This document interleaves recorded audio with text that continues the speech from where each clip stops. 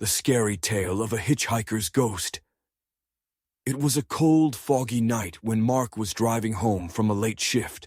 The empty highway stretched endlessly before him, the only sound the hum of his car engine. He was exhausted and just wanted to get home. That's when he saw her. A young woman stood on the side of the road, her pale dress fluttering in the wind.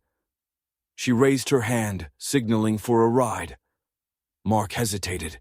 He wasn't in the habit of picking up strangers, but something about her seemed off. She looked lost, vulnerable. Against his better judgment, he pulled over. She climbed into the back seat without saying a word. Her skin was pale, almost translucent, and her eyes stared blankly ahead. "Where are you headed?" Mark asked nervously. She replied in a soft voice, barely above a whisper. "Just down the road."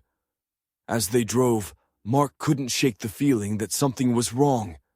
The air in the car felt colder, and every so often he glanced in the rearview mirror to see her sitting perfectly still, her hands folded neatly in her lap.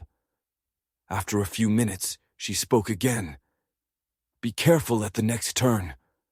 Her voice sent chills down his spine. Mark nodded and slowed the car as he approached the bend in the road. That's when he saw it. A massive tree had fallen across the highway, hidden by the fog. He slammed on the brakes just in time, his heart pounding in his chest. If he hadn't slowed down, he would have crashed. He turned around to thank her, but the back seat was empty. Shaking, Mark pulled over and got out of the car. There was no sign of her anywhere. Confused and terrified, he drove home as fast as he could.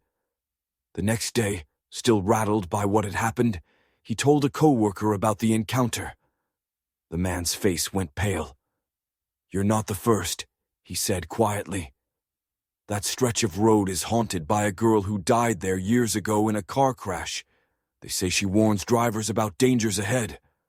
Mark never drove that road at night again, but sometimes, when it's foggy and quiet, he swears he can still see her standing on the side of the road. Some spirits don't move on, especially when they have unfinished business.